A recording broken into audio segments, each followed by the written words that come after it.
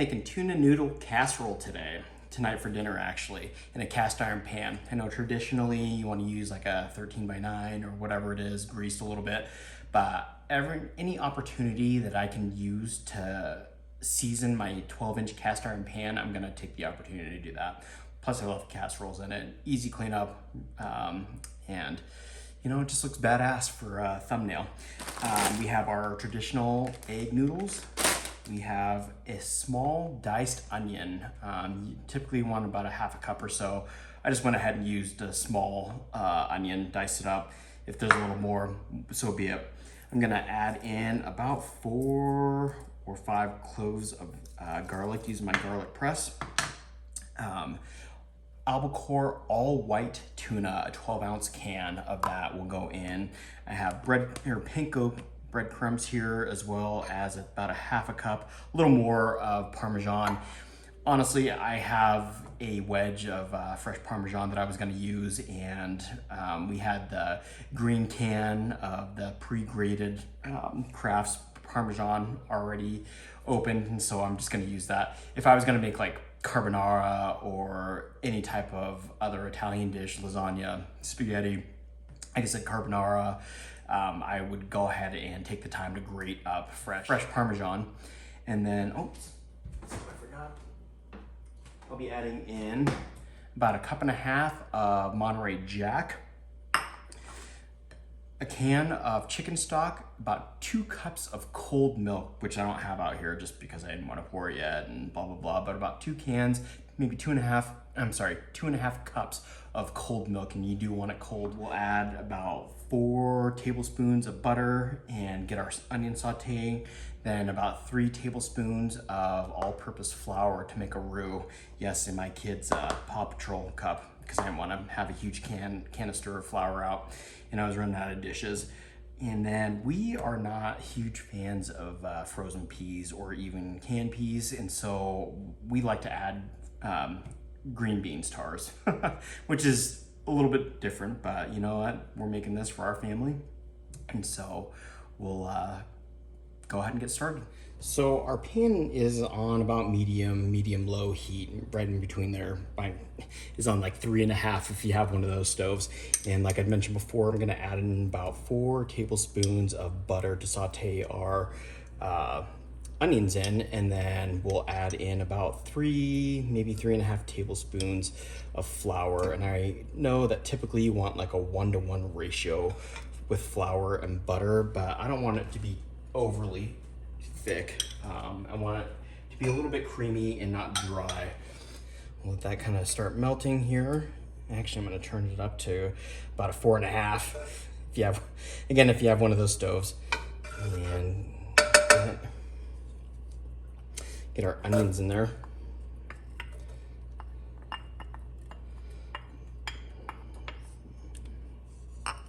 Perfect. And I'm just gonna saute these until they get translucent. And then once that happens, I will probably turn down the heat and add in our garlic. But I'm gonna get these cooking down. Probably take about 5 minutes or so. So we'll be back.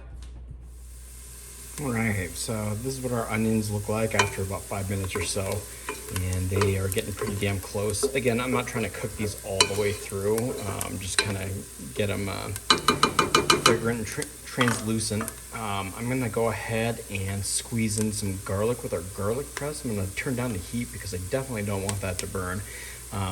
Anybody that cooks knows that if you burn garlic, your food tastes like shit, and you really have to start back over again. And I'm debating on whether or not I want to add in my flour to cook down my roux first. And honestly, I don't want bits and pieces of fresh garlic in this. And so what I think I'm going to do is, yeah, you know, I'm going to go ahead and add in my flour and cook down my roux, because my flour needs to cook down a lot longer than what my garlic needs to. And so, yeah, let me add the flour. All right. So I know that's kind of a bad camera angle, but for some reason my camera keeps flipping on me. My angles get all fucked up when I am cooking and shooting videos. So bear with me. In fact, I'm gonna turn my heat back up because I turned it down. I was gonna add in my garlic, but I decided not to. And I just wanna spread this around fairly evenly. And again, I added about 4 tablespoons of butter, and I'm only gonna add in about 3 tablespoons of flour because I don't want it to be that thick and have our casserole dry out. So let me set this to the side. And you wanna cook this down. And if I need to add more flour, I can, absolutely, but hopefully you guys can see that pretty good. But you also want to be able to cook down your flour because you don't want to taste flour in anything you do, macaroni and cheese, soups, cheese dips, whatever you're making that requires you to make a roux. And so that's really the reason why I decided not to add my garlic now. We'll cook the garlic down so we're not biting into fresh pieces of garlic. But and as you can see, I have my pasta water on here. Let me get it centered over our burner, and I'll turn that up so we can get that to a boil and get our pasta done. I'm also going to go ahead and turn on my oven to about 375. If I can hit the buttons. Our casserole is going to bake for about 30 minutes. It smells delicious, by the way. The onions freaking smell amazing. I like onion, and so I use a ton of it. If you've watched any of my other cooking videos, you'll see how much onion I use in dishes. All right, hopefully you guys can see that good. Again, my camera angle's been getting all jacked up during shooting videos and cooking videos, but you can smell the nuttiness of the flour coming out with the butter. And so I'm gonna go ahead and add in some garlic here. And yes, I understand that this is a lot of garlic, but I like onions and I like garlic. And, ooh. So we're just gonna squeeze that in. I love these garlic presses. You know, I am a huge fan of the garlic paste, as you guys have probably seen me use in several of my videos. But there's just some times where you just need to use fresh garlic, kind of like using fresh Parmesan or Parmesan Reggiano for like carbonara's, pastas. And I skin these and cut them in half because my garlic press is super small. I had another one before that, like an OXO one, I want to say, and it freaking broke on me. I couldn't believe that shit. My wife was like, holy shit. And I was like, yep. So I'm gonna turn this down, like I mentioned before, almost kind of low. Like I always say, you know, you guys can add in or take away whatever you want. I'm making this for my family and myself, and this is what we like to eat. You know, you can choose not to add garlic in it, which I think is more traditional. And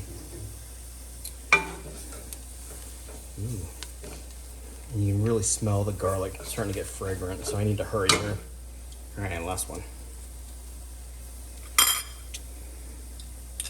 Like I said before, you do not want your garlic to burn. It's a bad day all around if your garlic burns.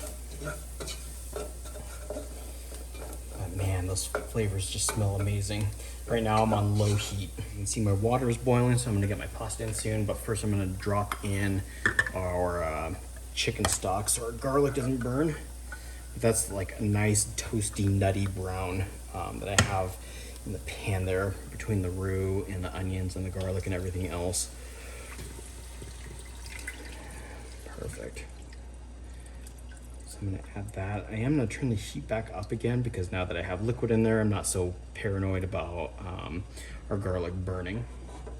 And then, like I'd mentioned before, 2 cups of cold milk. Chef John from foodwishes.com said to use cold milk. I'm using cold milk.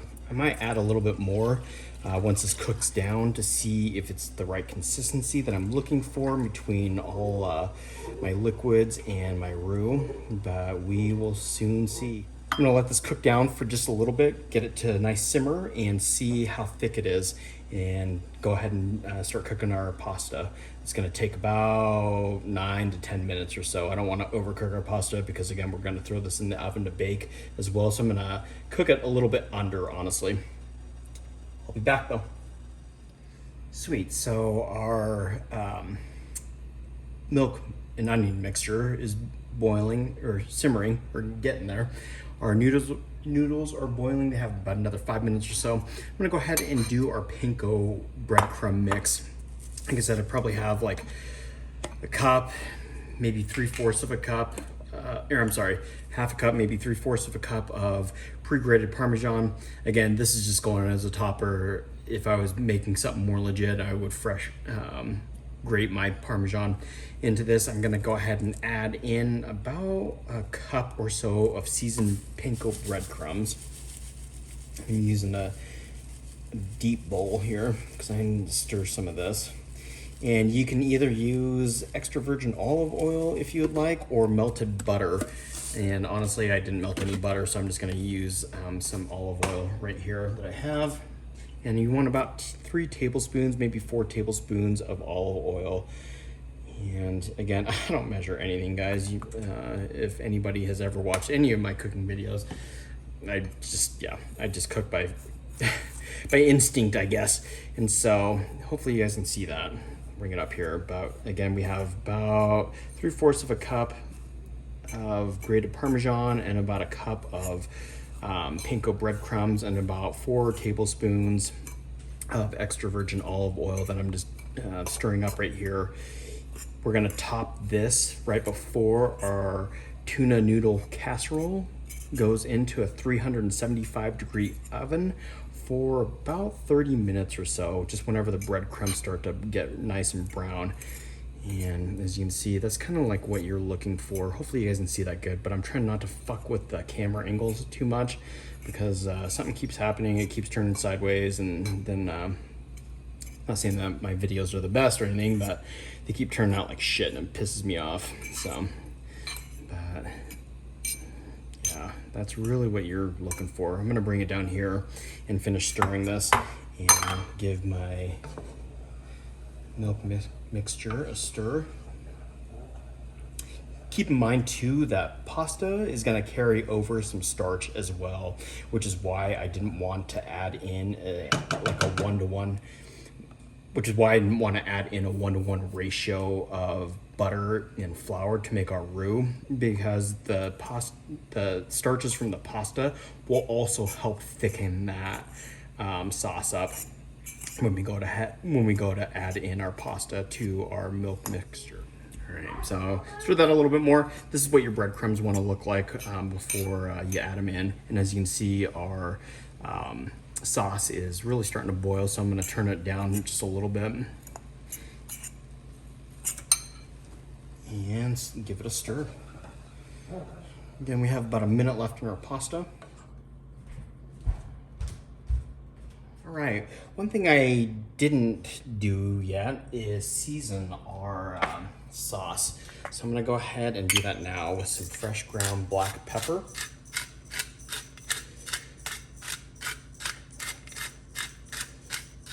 Yep, quite a bit. And some salt.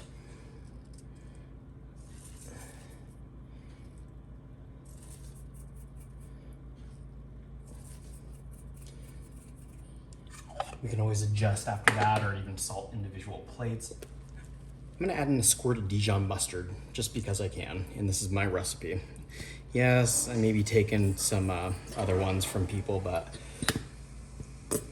some other steps and whatnot, but I'm gonna add in just a little bit of Dijon for some tanginess to it. And give that a stir.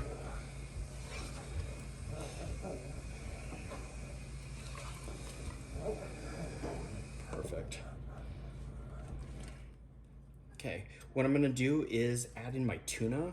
I want some of the flavor, or some of the juices and stuff like that from the tuna to kind of cook out in here, and season our sauce with some of the tuna flavoring that we're gonna get from this can. And you wanna bust those clumps up, which is another reason why I'm adding it now as opposed to after the fact. But I'm gonna bust these up and we'll be back. Sweet, so I busted up all that tuna and wanted it to simmer in here for just a little bit. It has for a few minutes. Again, I want some of that tuna juice to kind of flavor some our sauce here. And again, I added a few squirts of Dijon mustard, really just salt and pepper. I might add in some dried dill, just because dill and fish, in my opinion, go well together. But before we do anything else, I'm gonna go ahead and add in our pasta. Like I said, this is thick, but it's not as thick as what it needs to be. I don't want it overly thick, but the starches from the pasta will help thicken that. So I've strained that off. Let me go ahead and dump that in. I'm gonna go ahead and add in a little bit of fresh, or dried dill rather. Not a ton, because I don't want it to be like dilly flavor, but dill in seafood, in my opinion, go hand in hand. So I'm just gonna add in a few shakes of that. Again, I'm not measuring here, I'm just adding in, and really for some color as well, even though I'm gonna be adding in some green beans and whatnot. And we'll go ahead and stir this up. This is smelling fantastic, by the way. Stir that in. Turn down my heat, because at this point I'm not really trying to cook anything. Our sauce is done. The starches from the pasta will incorporate.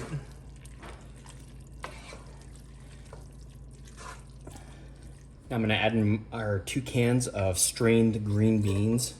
Yeah, you could probably use frozen, or I think, again, traditional is peas. We don't like peas, we like green beans, and so this is what we're gonna use. And yeah, this is gonna be a huge pasta, but you know, we'll eat on it for a few days, and hopefully it'll be as good as the first day that we made it. Our oven is done preheating, so I'm gonna go ahead and add in our cheese, which will be our last component before we top it with our panko breadcrumbs. Like I said, I'm using Monterey Jack, about 1.5 cups. I think, you know, most people use cheddar, sharp cheddar, medium cheddar, white cheddar for that matter. I'm just using what I have here, which is why the Parmesan in our panko breadcrumbs, again, is just like the green can Kraft crap. But let me go ahead and add this in so we can get all that cheesy goodness out of that. And give that a stir. Again, my heat's on low right now. I'm not looking to cook this anymore. Again, it's gonna bake for about 30 minutes in the oven. That looks absolutely delicious. And I'm like Monterey Jack as well, because it melts really well. We use it a lot for like pizzas and whatnot. That's looking fantastic. You know how I only have about 1/2 cup left. I'm gonna go ahead and add the rest of them. Yeah, maybe a little, yeah, no, about 1/2 cup or so left. I'm gonna go ahead and just add it in, just to get rid of it and use it. We're not gonna use Monterey Jack for anything else that would require about 1/2 cup, so. Give that a good stir. And this time I'm gonna go ahead and turn my heat off.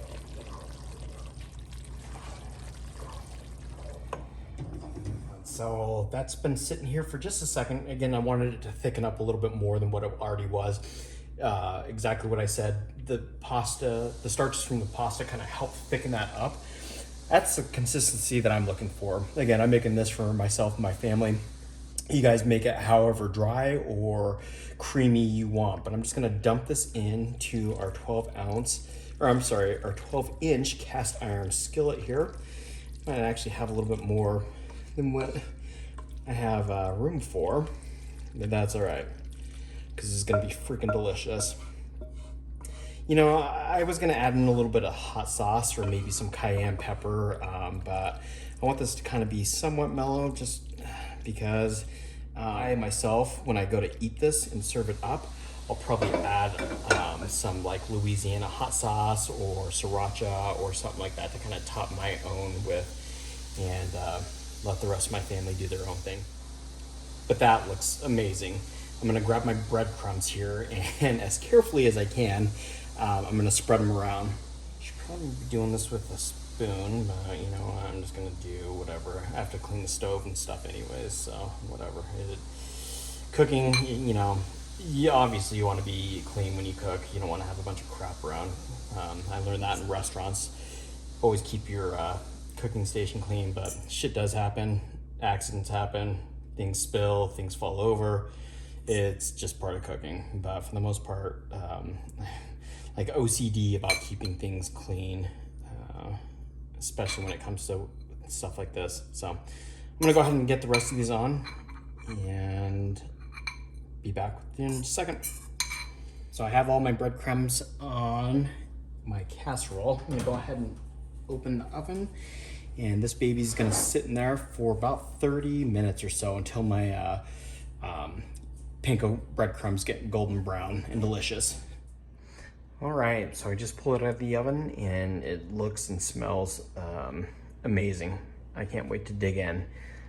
Again, super simple, one of the classic comfort foods, besides like macaroni and cheese, tomato soup and grilled cheese sandwiches. This is gonna be awesome. Like I said, we have like a little bit of dried dill in there, some garlic, some crushed garlic, about 4 or 5 cloves or so, some Monterey Jack, and green beans. We are not fans of green beans, and so, or I'm sorry, of peas rather, and so we put green beans in ours. That looks divine, and it smells amazing.